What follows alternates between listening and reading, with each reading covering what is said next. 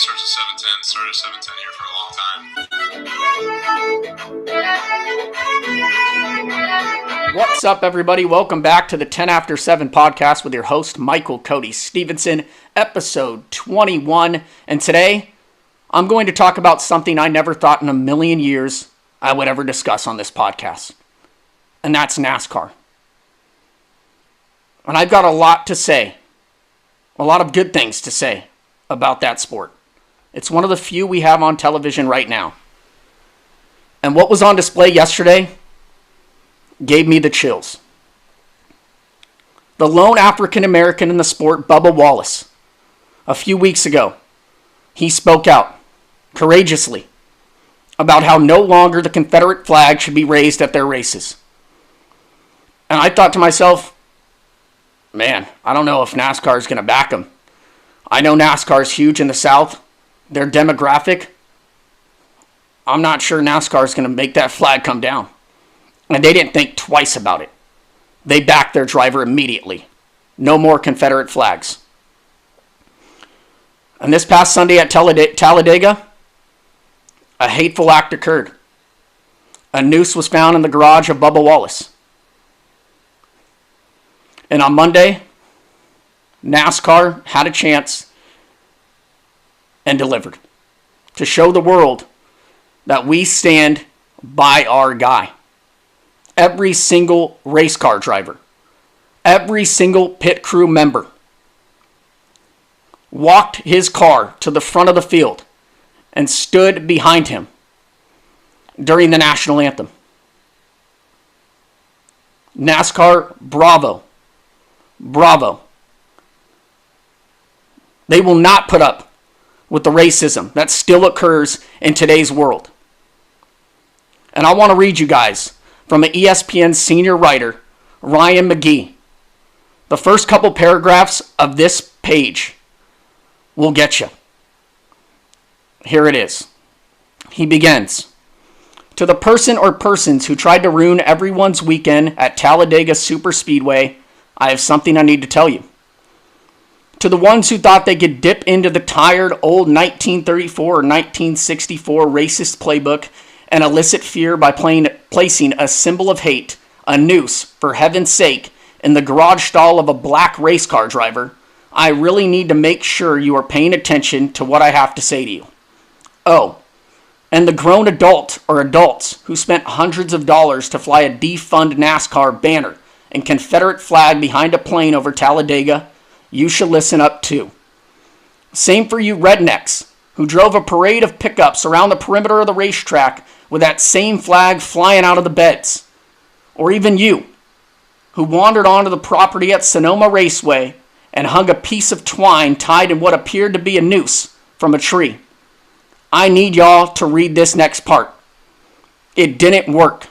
Congratulations. You failed.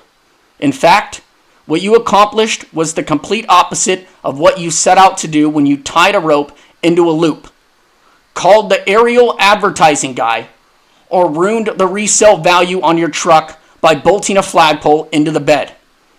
No nation, Confederate or otherwise, rallied behind your antiquated cause.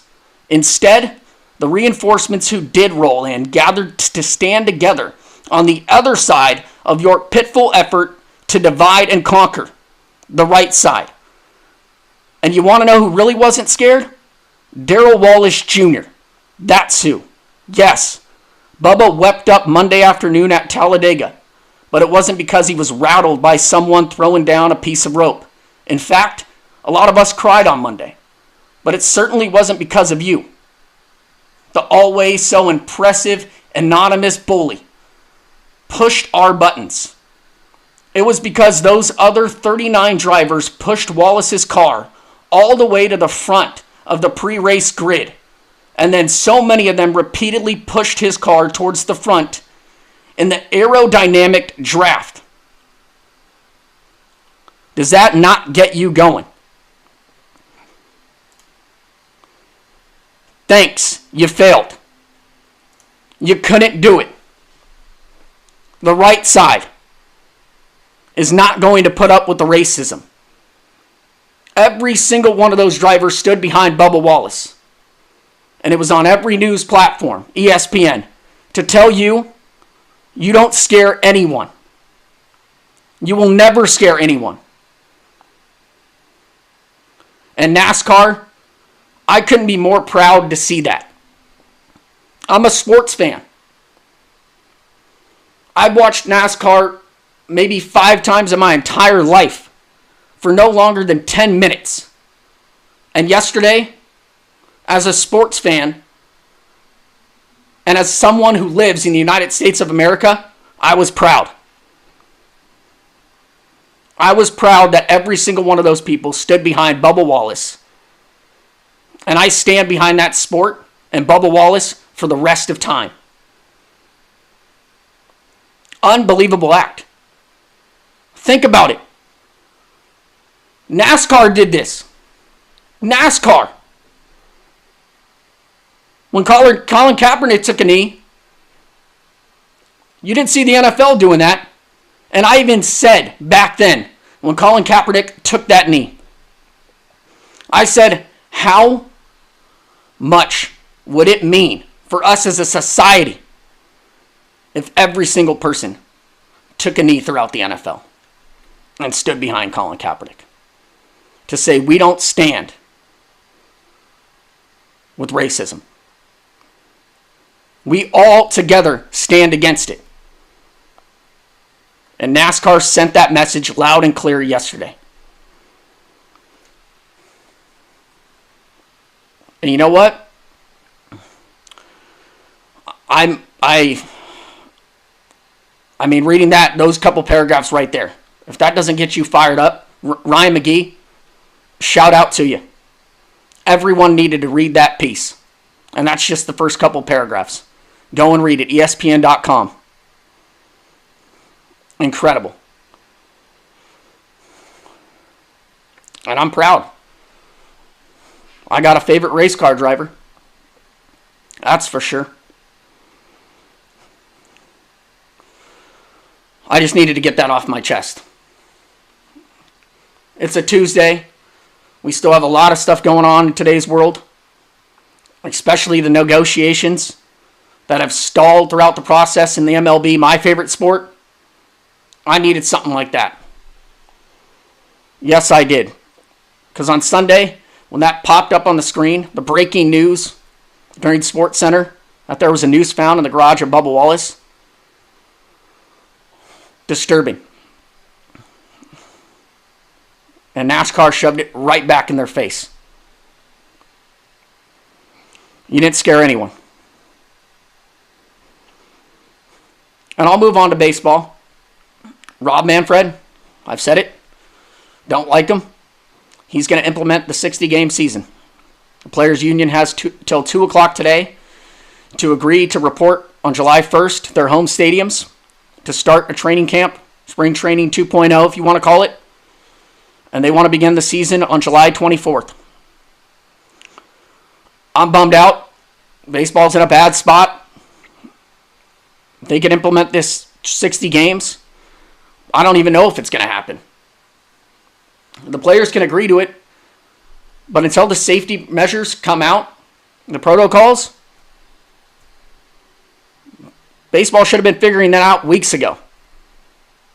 They could have had their season figured out, all the money figured out. Let's go, let's implement a bubble, whatever it is. But right now, we don't know. The NBA's got that all figured out. The NBA is coming back. And baseball, it's going to come back. But this thing that's going on between the Players Union and the owners, it's going to have an effect down the road. And baseball is going to go on a strike in a couple years. Just watch. And it's a shame. I'm tired of talking about it. If we get baseball, that's great. 60 games, it'll be cool. They got to compete with the NBA playoffs and into the NFL season. We'll see how that goes. Just 60 games. Best team's probably not going to end up in the World Series. And it's going to be hard to sell. When LeBron James is competing in the Western Conference Finals and the Tampa Bay Rays are playing the Chicago White Sox in a division series, good luck. Because if you're a sports fan, you know which one you're tuning into. That's right, LeBron James. So, I do want to say this. This past weekend, I watched two different things. I watched Uncut Gems, Adam Sandler's movie. He got the Oscar buzz leading up to it. Wasn't nominated. And I'm here to tell you, I didn't like the movie. Shouldn't have been nominated. Huge Adam Sandler fan. Not a great movie. There was a lot of screaming going on for the first hour. If my brother didn't tell me that it had a suspenseful ending, I probably would have clocked out. So I stuck around. The last 40 minutes were good. It made me miss sports betting.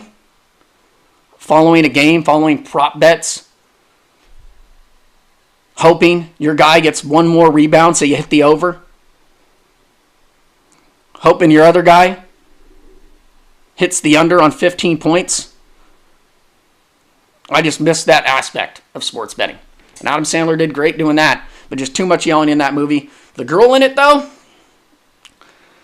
she could have got an Oscar for being one of the hottest girls out there.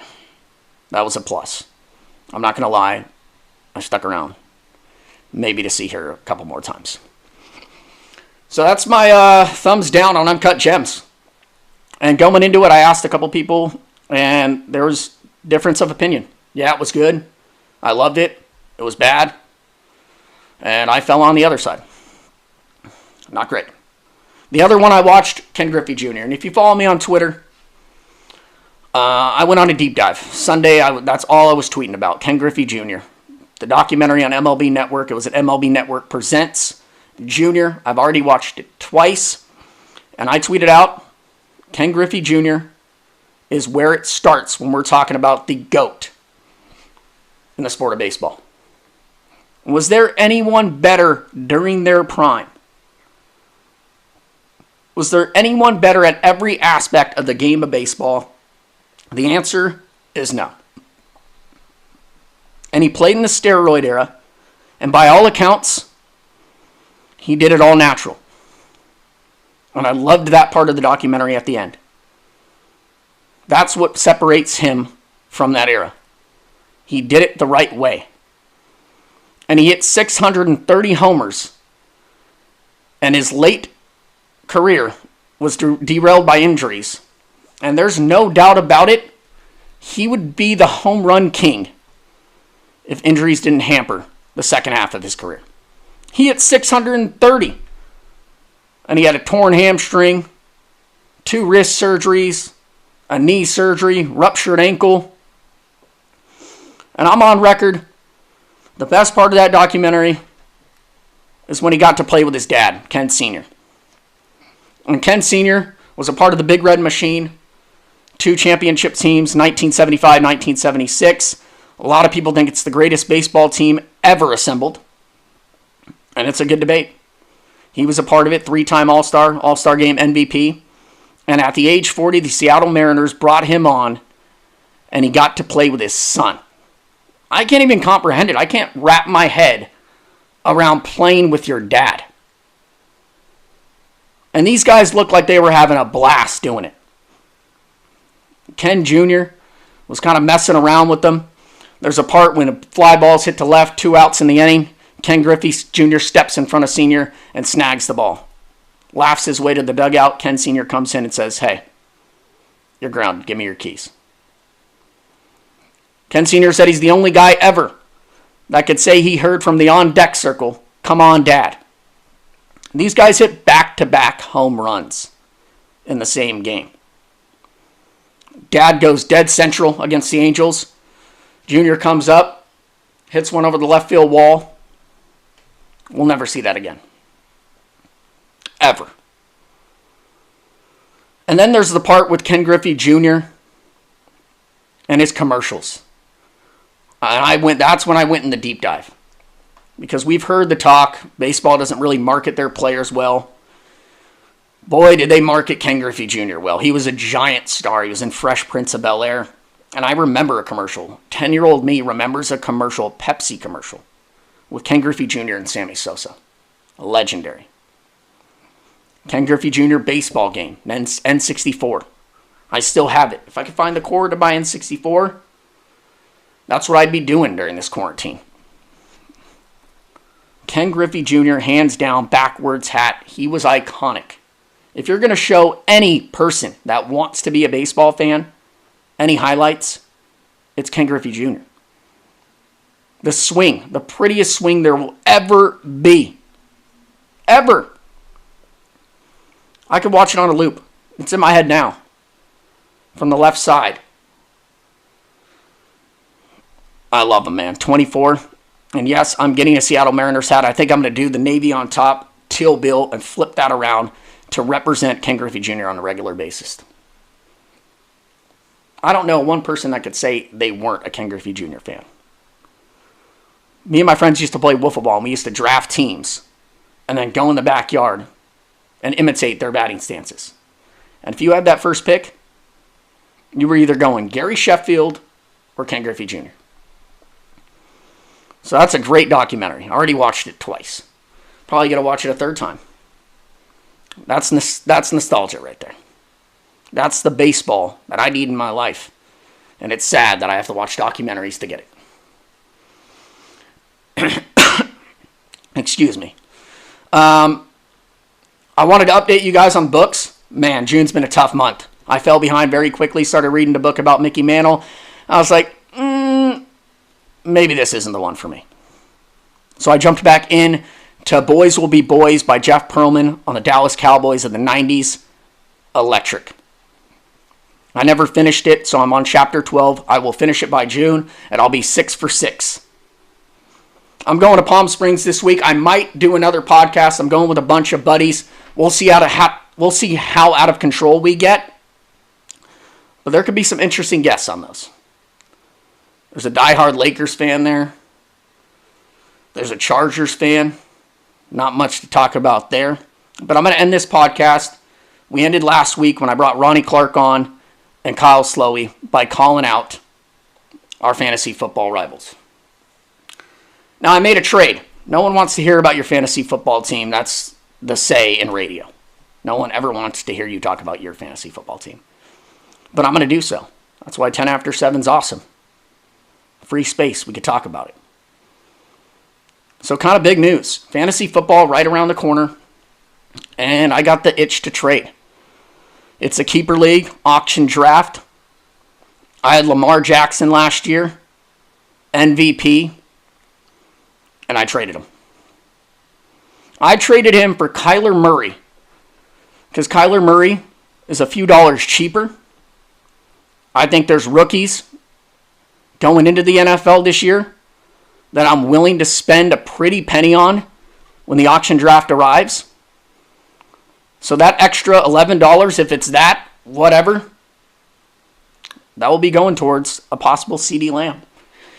And Luke Trinowski's coming at me, Ethan Searles. When I bid $1 more than you and you're out of money for CeeDee Lamb, rethink all that trash you were talking. I've got stones. I think Kyler Murray, I said it, write it in stone, he's going to have a better year than Lamar Jackson. DeAndre Hopkins in town. Fitzgerald on the other side. Christian Kirk. Cliff Kingsbury's offense. Kenyon Drake started to appear last year. He's the offensive rookie of the year last year. I don't know if you know that. He's got one of the best arms in football. And when he hits DeAndre over the top, for I'm saying 10 plus touchdowns this year with that duo, rethink again. Rethink it. I'm excited to watch Kyler Murray every single Sunday because I don't think Lamar Jackson's going to repeat his MVP season. They got a lot of different running backs. Lamar's probably not going to run as much. He's not going to repeat what he did last year. And Kyler, write it down. That's the lock of this podcast. Kyler Murray is going to have a better season than Lamar Jackson, will be in the MVP conversation, and the Cardinals will probably go to the playoffs. And I whiff, so be it. So be it if I whiff. I'm willing because I've got stones. My keepers now are Kyler Murray, Nick Chubb, and I get to decide if I want to keep OBJ or Julio Jones. 2 top 5 talents.